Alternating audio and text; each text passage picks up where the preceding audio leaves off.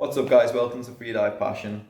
Today I'm going to answer some questions that I got on Instagram. So for now, until we get bored of it, every Monday on our Instagram story, I'm offering you to ask some questions. I'll then answer them questions on Instagram, and I'm also going to post the answers onto YouTube, which may be where you're seeing this now.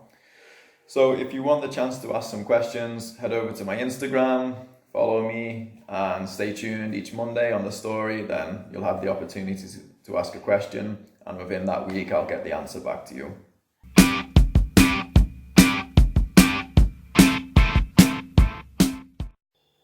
Is exhale diving dangerous or good for training? Exhale diving, it's the most extreme way to go into your residual volume, because as soon as you go down 1 meter, you're already in your residual volume. So the pressure change is very, very quick. Too quick, I would say, for your blood shift to fully keep up, which is why you feel the pressure in a much more intense way on exhale diving than what you would on full lung diving. So if you have the depth available, I would never recommend anybody to do RV diving. But if you don't have the depth available, if let's say you only have 5-10 meters in a swimming pool, then RV diving can be a good way to get you used to being in your residual volume and to train your adaptation to depth. That being said, you should already know how to equalize. You shouldn't train your equalization with RV diving. You should already know how to equalize and train your adaptation with RV diving. Any tips for people struggling with Frenzel? So if you're struggling with Frenzel, you should try and find out first if you can do Frenzel dry or head up, just in a normal situation. So there's plenty of videos out there to see if you're doing it, but basically when you create the equalization, the movement should all look like it's coming from the throat, and you can completely relax the abs.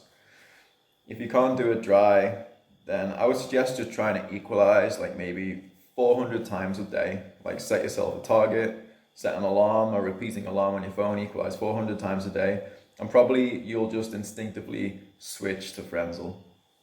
Now, if you are able to do it dry, the only problem is head down in the water, then it's not the basic mechanics of the Frenzel. You can create the pressure. The problem is, do you have enough air in the throat to pressurize? Because as you go down, the volume of the air is reduced very quickly. If you don't bring up more air to equalize with, then you're not going to be able to equalize head down. How can you resolve a sticky ear on one side? Most people will have one eustachian tube thinner than the other eustachian tube. And this thinner eustachian tube, you're going to be more likely to have problems with. So if one is thinner than the other, it simply means you need a little bit more pressure, and you need to hold the pressure a little bit longer in order for the air to get through this thinner eustachian tube. So you'll feel the one ear pop, but you need to hold the pressure long enough for the air to get through to this other ear.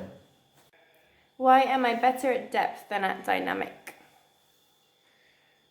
I had this same issue myself. I was much better at depth than I was at dynamic, but until I started to train dynamic, I didn't get better at dynamic. And I realized that, okay, although it's free diving, deep diving, dynamic diving, it's still under the umbrella of free diving. They're completely different things with different feelings that you need to get used to. So the amount of time and effort you put into feeling comfortable at depth, you also need to put in that same amount of time and effort into feeling comfortable with distance in the pool. It's not a direct crossover.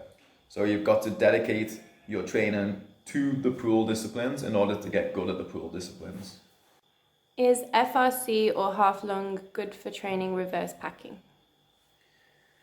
Reverse packing on anything except full lung, it can be quite dangerous. Again, you don't have the blood shift, so you don't have this same buffering effect, which is going to keep you safe, that you have on full lungs.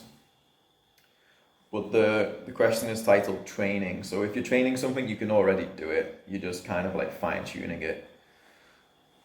And you don't always have to go, if it's FRC or if it's half lung, you don't have to go as far as you possibly can. So if you are doing less than full lung stuff, I never recommend going until the edge of your equalization or until you feel a lot of pressure. You should stop like far before that. So yeah, if you don't have depth available, obviously the best way to do it is real time at depth. If you don't have the depth available, maybe you have a 20-meter pool, 30-meter pool, whatever, then you can train it this way. I'd say just stay away from your limits. How do I correct the bad habit of unconsciously sucking air from the mask? Okay, so that question's a little bit vague. The answer would depend on, is it happening on the way down? Is it happening on the way up? Is it happening in conjunction with reverse packing or mouth fill? But, if it's on the way down, the easy answer is keep your nose closed with your fingers. If it's on the way up, you can try and focus on keeping the glottis closed.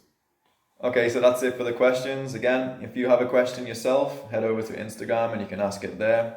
Until next time, guys, take it easy and dive safe.